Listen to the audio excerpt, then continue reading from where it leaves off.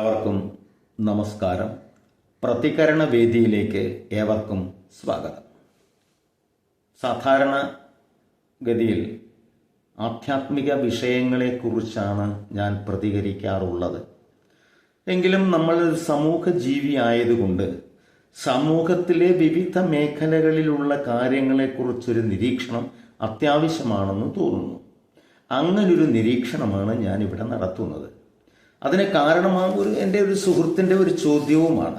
ചോദ്യം ഇതാണ്: പാർലമെൻറ്റിൽ വഖഫ് ഭേദഗതി നിയമം പാസാക്കിയല്ലോ, പക്ഷെ ഇതുകൊണ്ട് മുനമ്പത്തുകാർക്ക് യാതൊരു ഗുണവുമില്ല എന്നാണ് ചിലർ പറയുന്നത്. ഇതിന് മുൻകാല പ്രാബല്യമില്ല എന്നും പറയുന്നു. ഒരു കോൺഗ്രസ് നേതാവ് പറഞ്ഞു, ഞങ്ങൾ അധികാരത്തിൽ വന്നാൽ ഇതൊക്കെ എടുത്തു കളയും എന്നും പറയുന്നു. പൊതുവെ അസ്വസ്ഥമായൊരവസ്ഥ. ഞാൻ മുനമ്പത്തുകാരനല്ല, എങ്കിലും അവിടെയുള്ള സഹോദരന്മാരുടെ വിഷമങ്ങൾ എൻ്റെ വിഷമമായിട്ട് എനിക്ക് തോന്നുന്നു. സാറിന് ഇതിനെപ്പറ്റി എന്താണ് അഭിപ്രായം? സാറിൻ്റെ നിരീക്ഷണം എന്താണ്? ഇത് സ്വാഭാവികമായിട്ടും ഭരണപക്ഷം എന്തെങ്കിലും ഒന്ന് കൊണ്ടുവന്നാൽ അതിനെ എതിർക്കുക എന്നുള്ളത് പ്രതിപക്ഷത്തിൻ്റെ ധർമ്മം. ഇത് കാലാകാലങ്ങളിലായിട്ട് നമ്മൾ കണ്ടുകൊണ്ടിരിക്കുന്നതാണ്. ഇപ്പോൾ പക്ഷേ BJP ആണ് ഭരിക്കുന്നത് എന്ന കാരണത്താൽ അവർ എന്ത് നിയമം കൊണ്ടുവന്നാലും അത് ന്യൂനപക്ഷങ്ങൾക്കെതിരാണ് എന്ന് വരുത്തി തീർക്കാൻ പ്രതിപക്ഷ കക്ഷികളും ചില ബുദ്ധിജീവികളും ദൃശ്യമാധ്യമങ്ങളും ഒക്കെ ശ്രമിക്കുന്നു എന്നുള്ളത് നമുക്ക് അറിയാവുന്നൊരു കാര്യമാണ്. പക്ഷെ എങ്കിലും ധീരമായിട്ട് മുന്നോട്ട് പോയിക്കൊണ്ടിരിക്കുകയാണ്. ഇപ്പം ഇവിടെ മുനമ്പത്തുകാരുടെ പ്രശ്നം, കോടതിയുടെ ചില പരാമർശങ്ങളുണ്ട്. ഇപ്പം ഇന്നലെ മാതൃഭൂമിയിൽ വന്ന ചില കാര്യങ്ങൾ നമുക്കൊന്ന് നോക്കാം.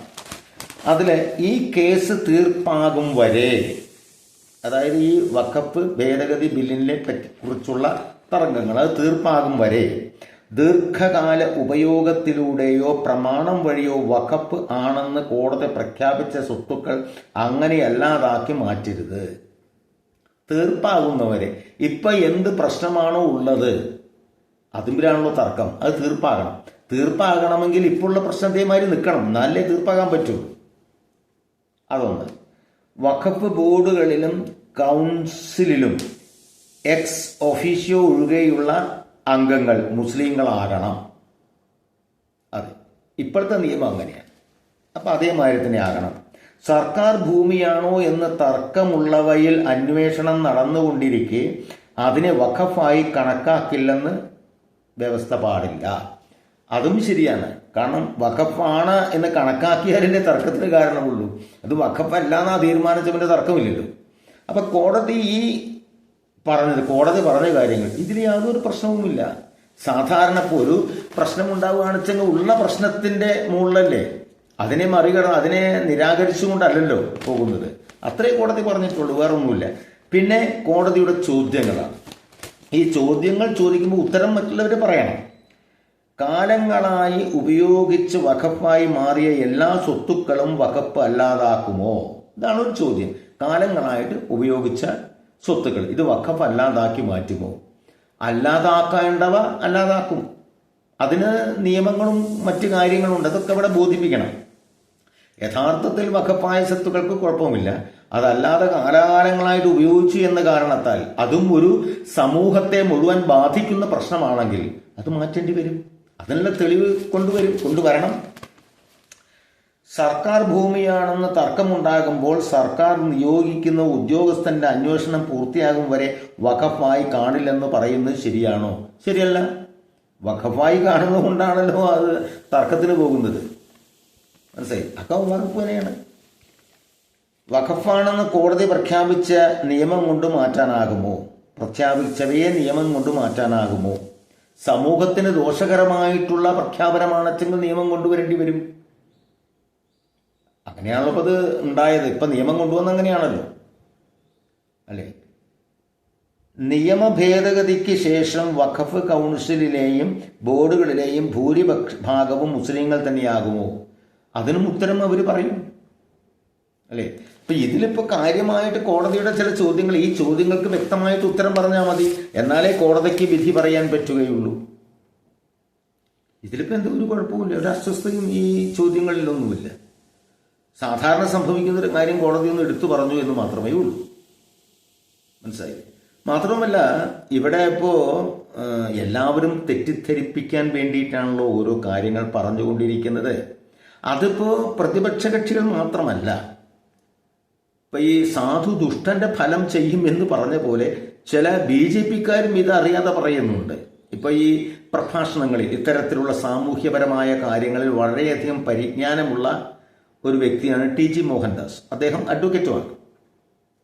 പക്ഷെ അദ്ദേഹത്തിന്റെ ഈയിടെയായിട്ടുള്ള ചില പ്രഭാഷണം കേൾക്കുമ്പോൾ ഏത് വിഷയത്തിന്റെ നെഗറ്റീവായിട്ടുള്ള വശമാണ് നമ്മൾ കേൾക്കുക. ഇപ്പൊ സ്റ്റാലിന്റെ ഈ സ്വയം ഭരണ സംബന്ധമായിട്ടുള്ള ചില നിയമങ്ങളൊക്കെ ഉണ്ടാകും. അതിനെപ്പറ്റി ഒരു വീഡിയോ കണ്ടു. ശരിക്കും പറയുകയാണെന്ന് വിചാരിച്ചിട്ടുണ്ടെങ്കിൽ കേന്ദ്ര ഗവൺമെന്റിന് അതിലൊന്നും ചെയ്യാനില്ല, അവരവരുടെ തോന്നിയ മാതിരി നടക്കുമ്പോൾ നോക്കി നിൽക്കാനേ പറ്റൂ എന്ന ഒരു സന്ദേശമാണ് അദ്ദേഹത്തിന്റെ ആ പ്രഭാഷണത്തിന് എനിക്ക് മനസ്സിലായത്. അങ്ങനെ നടക്കുമ്പോൾ അതൊന്നുമില്ല, എത്രത്തോളം പോകുന്നു നോക്കുക, അത്രയേ ഉള്ളൂ സംഭവം, അല്ലേ? നിഷ്പ്രയാസം ഇപ്പോ ഇവിടെ ഇടതുപക്ഷ സർക്കാരിനെ തന്നെ നെഹ്റുവിന്റെ കാലത്ത് പിരിച്ചു വിട്ടില്ലേ, അല്ലേ? അതേമാതിരി ചെയ്യാൻ വലിയ പ്രശ്നങ്ങളൊന്നുമില്ല. പക്ഷേ അത് എന്തുകൊണ്ട് ചെയ്യുന്നില്ല എന്ന് ചോദിച്ചിട്ടുണ്ടെങ്കിൽ അതുകൊണ്ട് അവർക്ക് മൈലേജ് കിട്ടരുത്, അതുകൊണ്ടാണ്. അല്ല വേറൊന്നും ഉണ്ടായി. ഇപ്പൊ ബംഗാളിൽ എന്തൊക്കെ പ്രശ്നം നടന്നു? പിരിച്ചുവിടാൻ നിയമമില്ലാത്തത് കൊണ്ടല്ലല്ലോ. കാരണം ആ കാരണത്താൽ അവർക്ക് അതിൻ്റെതായൊരു മൈലേജ് ഒന്നും കിട്ടരുത്, സ്വയം നശിക്കട്ടെ എന്ന രൂപത്തിലാണ്. മാത്രവുമല്ല, ഈ സ്റ്റാലിൻ മാത്രമല്ലല്ലോ തമിഴ്നാട്ടിലുള്ളത്, വേറെ എത്ര ആൾക്കാരുണ്ട്, ഇതിനെ എതിർക്കുന്ന ആൾക്കാർ എത്ര ആൾക്കാരുണ്ട്. സ്റ്റാലിന്റെ ഭാഗം മാത്രമല്ലേ പൊക്കിപ്പിടിച്ച് എല്ലാവരും പറയുന്നത്. മറ്റുള്ളവരുടെ പ്രവർത്തനം എന്താണ്?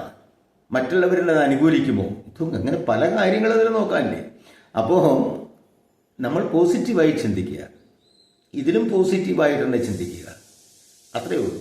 ഈ ഏതായാലും ഒരു കാര്യം ഉറപ്പാണ്, ആധികാരികമായ രേഖ മുനമ്പത്തുകാർക്കുണ്ട്, ഉറപ്പാണല്ലോ. പിന്നെ എങ്ങനെ അത് അവരുടേതല്ലതായിത്തീരും? ഈ ചോദ്യങ്ങളിലേക്ക് വരും, അല്ലേ? പിന്നെ അതിൽ പ്രധാനപ്പെട്ട വേറൊരു പോയിന്റ് ഉണ്ട്. ഇപ്പോൾ കാലാകാലങ്ങളായി ഉപയോഗിച്ചു എന്ന് പറയുന്നു. ഈ കാലത്തിനൊരു പരിധിയൊക്കെ ഇല്ലേ? അതുണ്ടാകണമല്ലോ. ഇപ്പോൾ എത്രയോ ക്ഷേത്രങ്ങൾ, 1000 വർഷം പഴക്കമുള്ള ക്ഷേത്രങ്ങളൊക്കെ വഖഫിന്റെ പരിധിയിൽപ്പെട്ടതാണെന്ന് പറയുന്നു. അതെങ്ങനെ സംഭവിക്കും? അങ്ങനെയാണെങ്കിൽ പിന്നെ എങ്ങനെയാണ് അവിടെ ക്ഷേത്രം ഉണ്ടായത്? വഖഫിന്റെ ഭൂമി, അത് ഉത്തരം പറയണ്ടേ? എങ്ങനെ ക്ഷേത്രം ഉണ്ടായി? വഖഫിന്റെ ഭൂമിയിൽ എങ്ങനെ ക്ഷേത്രം ഉണ്ടാവുക? ഉണ്ടാവില്ലോ. അതും 1000 കൊല്ലം പഴക്കമുള്ളത് പൊരുത്തപ്പെടുന്നില്ലല്ലോ. അപ്പൊ ഇത്തരം കാര്യങ്ങളൊക്കെ കോടതിയിൽ വരും, വരാതിരിക്കില്ല. മധുരയിലെ ദ്വാരക, അതൊക്കെ ഇപ്പോൾ വഖഫിന്റെ ആണെന്ന് പറഞ്ഞു കഴിഞ്ഞാൽ അങ്ങനെ കണ്ടു, അതൊക്കെ വഖഫിന്റെ ആണെന്ന് അങ്ങനെ കണ്ടു. അതൊക്കെ നടക്കാൻ പോണ കാര്യമാണോ? ഇപ്പൊ പ്രയാഗ് എന്ത് സംഭവിച്ചു? അവിടെ ഇപ്പോൾ കുംഭമേള നടന്നല്ലോ, അത് വഖഫ് സ്വത്താണെന്ന് പറഞ്ഞിട്ട് വലിയ പ്രശ്നങ്ങളൊക്കെ ഉണ്ടാക്കിയിട്ടുണ്ട്. എന്താ സംഭവിച്ചത്? ഒന്നും സംഭവിച്ചില്ല. അവിടെ കുംഭമേള വളരെ ഭംഗിയായിട്ട് നടന്നു. ചെറിയൊരു അനിഷ്ട സംഭവം ഉണ്ടായി, അതിനെ ആൾക്കാരെയൊക്കെ അടുത്ത് തൂക്കിപ്പിടിക്കും. അതിൻ്റെ കാര്യങ്ങളെക്കുറിച്ച് ഒക്കെ നടക്കുകയാണ്, അന്വേഷണം നടന്നുകൊണ്ടിരിക്കുകയാണ്. അതിന് തർക്കമൊന്നുമില്ല.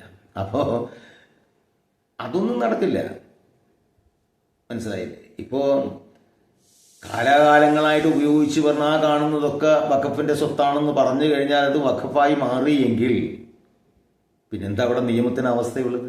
മാത്രമല്ല, ഇപ്പൊ തന്നെ ഈ ഒരു കോടതിയുടെ പ്രസ്താവന നോക്കൂ. ഇതുവരെ വഖഫ് സംബന്ധമായ എല്ലാ കാര്യങ്ങളും വഖഫിന്റെ കീഴിലുള്ള ട്രിബ്യൂണൽ കോടതി, അതാണല്ലോ എല്ലാ കാര്യങ്ങളും തീരുമാനിക്കുന്നത്. ഇപ്പൊ അങ്ങനെയല്ല, ഇത് കോടതിയാണ് പറഞ്ഞിരിക്കുന്നത്. അപ്പൊ അവിടെ തന്നെ നിയമം ഒന്ന് നിലവിൽ വന്നു, കോടതി ഇടപെട്ടുവല്ലോ.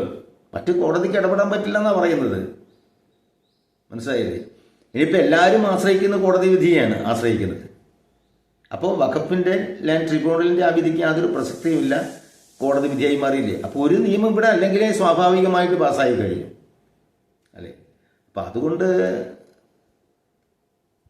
അങ്ങനെ ഒരു അസ്വസ്ഥമാകേണ്ട ആവശ്യമില്ല. നീതി എന്നായാലും ലഭിക്കും, കുറച്ച് താമസം വരും.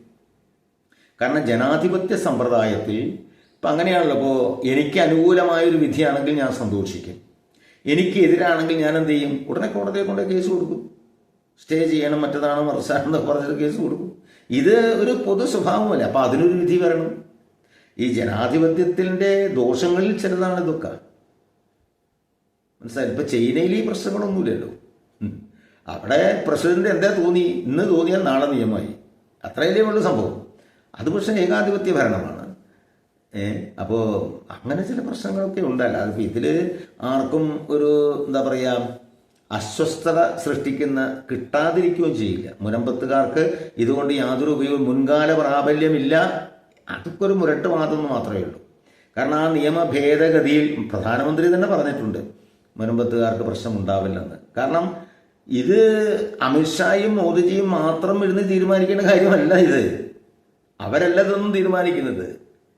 നിയമ വിദഗ്ധരായിട്ടുള്ള ഒട്ടനധികം വക്കീലന്മാരും ജഡ്ജസും എല്ലാം കൂടി, ജഡ്ജ് എന്ന് പറഞ്ഞാൽ റിട്ടയർ ചെയ്ത ജഡ്ജിമാരായിരിക്കും, എല്ലാവരും കൂടി കൂടിയിരുന്ന് വളരെ വിശദമായിട്ട് ഓരോ കാര്യങ്ങളും തലനാരിഴ കീറി പരിശോധിച്ചതിന് ശേഷമാണ് ഭേദഗതി നിയമം ഉണ്ടാക്കിയിട്ടുള്ളത്. അതാണ് കോടതിയിൽ വരുന്നത്. പിന്നെ അതിനെയും മറികടന്നിട്ട് നെഗറ്റീവായിട്ടൊരു വിധി വരില്ല, സംശയിക്കണ്ട. കാരണം അത്രയും പണിപ്പെട്ടിട്ടാണ്. അല്ലെങ്കിൽ സ്വാർത്ഥ ലാഭത്തിന് വേണ്ടിയിട്ടോ അല്ലെങ്കിൽ ആരെയെങ്കിലും പ്രീതിപ്പെടുത്താൻ വേണ്ടിയിട്ടോ ഉണ്ടാക്കിയ ഭേദഗതിയല്ല. നിയമ വിദഗ്ധർ ഇരുന്നിട്ട് അതിനെ അതിനിശ്ചിതമായി ചർച്ച ചെയ്ത് വാദപ്രതിവാദങ്ങൾ നടത്തി ഇന്ന ഭേദഗതികളൊക്കെ വേണം എന്ന് പരിതസ്ഥിതികളൊക്കെ മനസ്സിലാക്കിയതിന് ശേഷമാണ് അതൊക്കെ തീരുമാനിച്ചിട്ടുള്ളത്. അപ്പൊ അതിനെ കൂടി മറികടക്കണമെങ്കിൽ ബുദ്ധിമുട്ടാണ്. കാരണം ഇവരൊക്കെ തന്നെയാണ് കോടതിയിൽ വാദിക്കുകയും ചെയ്യുക ഇതിനു വേണ്ടിയിട്ട്. അപ്പോൾ അതിൽ ഭയപ്പെടേണ്ട ആവശ്യമില്ല. പിന്നെ ഇപ്പോൾ കോൺഗ്രസ് ഗവൺമെന്റ് 370 പുനഃസ്ഥാപിക്കും. കാശ്മീരിലെ എന്താ വകുപ്പുണ്ടല്ലോ അത് പുനഃസ്ഥാപിക്കും. അതേമാതിരി മറ്റേ വഖഫ് ഭേദഗതി ഇല്ലാതാക്കുന്ന പറയേണ്ടവർക്ക് പറയാം, പക്ഷെ നടപ്പാകണ്ടേ? നടപ്പാകില്ല. കാരണം അതിസൂക്ഷ്മമായിട്ട് പഠിച്ചതിന് ശേഷം ആണ് ഇതിങ്ങനെ നിയമ ഭേദഗതി ബില്ല് കൊണ്ടുവന്നതും പാസ്സാക്കിയതും. ഇനിയിപ്പോൾ കോടതിയിൽ പോയിട്ട് തീരുമാനിക്കുക എന്താ തീരുമാനിച്ചെങ്കിൽ അത് വരും. അത് വിപരീതമാണെച്ചെങ്കിൽ അതിനനുസരിച്ച് മറ്റ് നടപടികൾ ഉണ്ടാകും. ഏതായാലും ഇത് അവസാനിക്കാതിരിക്കില്ല. പക്ഷെ എന്താ വെച്ചാൽ കുറച്ച് താമസം നേരിടുന്നു മാത്രം. പിന്നെ ഈ എടുത്തു കളഞ്ഞ വകുപ്പ് കാശ്മീരിൽ പുനഃസ്ഥാപിക്കും, അതൊക്കെ വെറുതെ പറയണം. അതൊന്നും സാധ്യമല്ലാത്ത കാര്യമാണ്. കാരണം അവിടുത്തെ ജനങ്ങളും കൂടി സമ്മതിക്കണ്ടേ. പിന്നെ ഈ പറഞ്ഞ പോലെ ഈ വഖഫ് ഇതിനെപ്പറ്റി എല്ലാം അറിഞ്ഞല്ലോ. ഇപ്പൊ ഇതുവരാരും അറിഞ്ഞിരുന്നില്ല, ഇപ്പൊ എല്ലാവർക്കും അറിയാം. അപ്പൊ ഇത് വീണ്ടും പുനഃസ്ഥാപിക്കുക എന്ന് പറഞ്ഞു കഴിഞ്ഞിട്ടുണ്ടെങ്കിൽ അത് നടക്കാൻ പോണ കാര്യമില്ല. വഖഫ് ബില്ല് ഭേദഗതി ചെയ്തതിന് ബില്ലിനെ തള്ളിക്കളയും എന്നൊക്കെ പറഞ്ഞു കഴിഞ്ഞാൽ നടക്കാൻ പോണ കാര്യമില്ല. പിന്നെ മറ്റുള്ളവരെ സമാധാനിപ്പിക്കാൻ വേണ്ടിയിട്ട് ഒരു വീരവാദം മുഴക്കം, ഞങ്ങൾ അധികാരത്തിൽ വന്നാൽ ഇതെടുത്തു മാറ്റും. വന്നാലല്ലേ, ആദ്യം വരാനുള്ള വഴി നോക്കുക ആദ്യം. ഇപ്പം അടുത്ത കാലത്തും വരാൻ തോന്നുന്നില്ല. ഇപ്പം പ്രവർത്തനം കണ്ടു കഴിഞ്ഞാൽ ആദ്യം വാ, അതിന് ശേഷം തീരുമാനിക്കാം. അങ്ങനെ വീരവാദം മുഴക്കിട്ടെന്താ കാര്യം? അത്രയേ ഉള്ളൂ. നന്ദി, നമസ്കാരം.